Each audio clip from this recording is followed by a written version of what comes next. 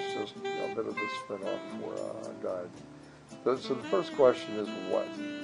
What the heck's going on? We want to make sure that we know, what we're having to face. So I say on the first encounter, and on the second encounter actually, you want this, and this is a powerful key to our paradigm, and this is not original. I've got this from somebody else, but it was public domain. We want to see ourselves as though a satellite was flying over, or our conditions, other people, material, elements and so on. We really want to see it for what it was. What happened? Who was involved? Where were we? What did they say? And what was the actual impact? If you're going to try to process ideas and feelings and meaning, you're in the wrong. You're out of sequence. First, you have to describe the problem in reality. And we've made provision with this. If you have internal events, which are triggered by small events on the outside, often, then we'll talk about an internal landscape that we've used here to be able to manage your thought life and your emotions. But we're not going there yet. So, severe is reserved for times when you want to have somebody there with you. And we'll show you more about that as we go. So I've subdivided our world outside of the skin into two basic subgroups, just to make it simple. And I think I really worked hard on making this universal. I don't really think there's a whole lot that you can add to this. You're welcome to it if you want. But, of course, we have to deal with people, our natural family of origin, extended family. There might be issues there. This is a way of being able to kind of target what's going on. Because many times things will happen subliminally and we won't really know.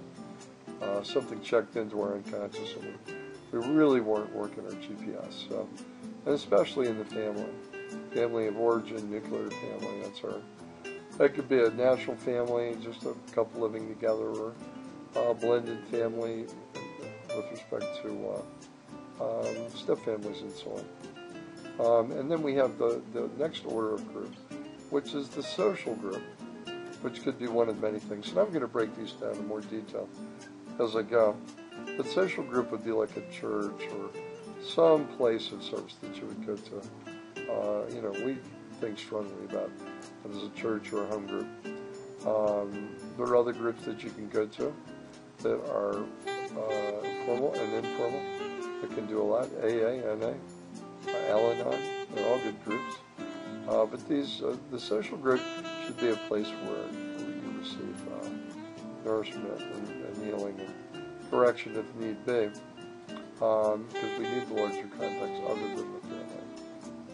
Then I'm going to introduce you to the next level of forming intimate relationships. And I think of this more as singling out individual relationships into intimate. These are the people that would trust with most of your feelings and share most of your secrets with. But I don't advise people to do that. I think Jesus is the one that we need to take a lot of that. Two, but not to restrict the importance of friends and intimates. You just need to be careful and not put all your eggs in one basket, if that makes sense. Not to mix metaphors. Then we have casual friends, which are, that's fairly explicit. These are people that are somewhere in between. But, we want to remember that, we're always in the process of, asking ourselves, do we want to broaden our horizons and bring more people in, from, being kind of straight as a casual friend, even strangers. And then we're going to go over to the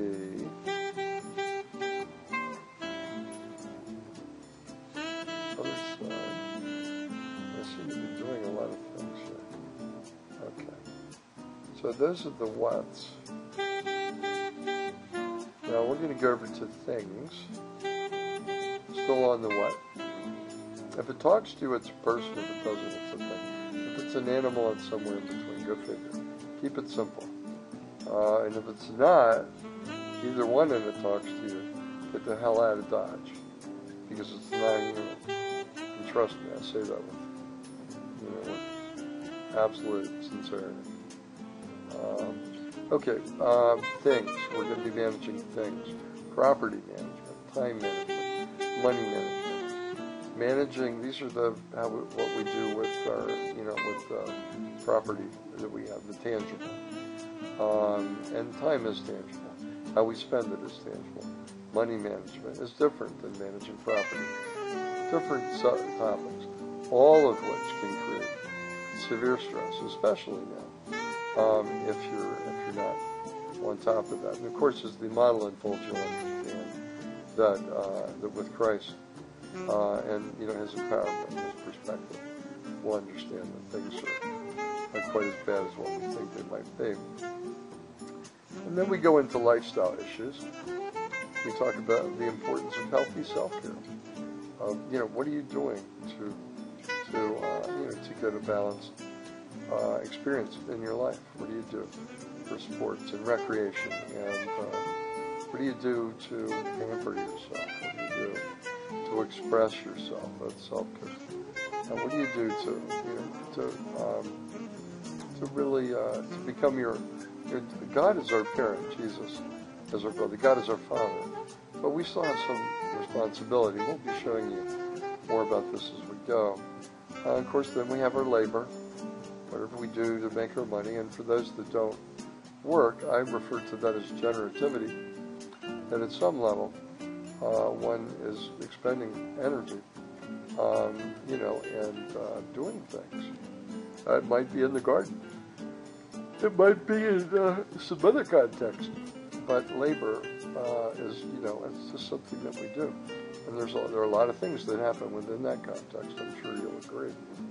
And then we have service work, which really delineates the importance of giving back. And all things considered, God is giving us quite a bit. And so, considering that we're forgiven, that we belong to Him, and He's, wanting to, help us to manage all these pieces of our life, our job is to love God by loving those people He's brought into our life.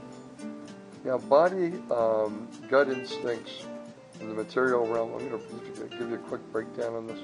Body is all about your health and the management of your body and your opinion of your body and the expression of your body. There's a lot that happens in this realm.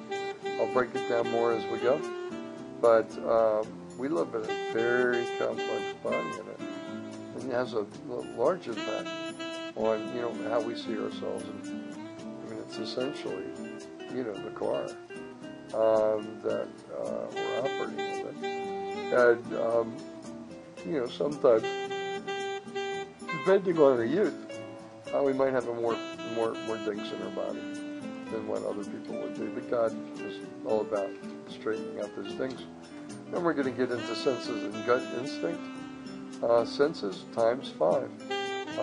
If you want to, stay connected, and this is a very important part of the grounding as well, is to be able to stay focused and to see through your eyes, hear through your ears, feel with your body. If you have any taste, or did I say listen? Use your senses to be able to connect with who you are in the moment right now. And there are times in which you have what I refer to as gut instinct that tells you intuitively, because you've been through certain things before, that there's another sense that goes beyond a normal sense. I refer to that as gut instinct. Material realm breaks down into 3 simple ways. Not that the material realm is by any means simple, but you have things made by man, things made by God, and things that are media, which are in between. Music is media. What you're doing is media as you view this on the internet. What you listen to is media. Whatever you experience that is a representation of something that's going on, whether it's in the form of writing music or something, it's coming in. And there's a considerable impact that media has on all of our lives, for the better, for the worse. Mostly for the worse, I would say, in our generation. Of course, I'm maybe an old fogey here on that one. Now we're going to go more deeply into the unfolding of the human operating system. These are things that are inside the skin. Now these things, if you could understand how many times I've revised this template to be able to get it exact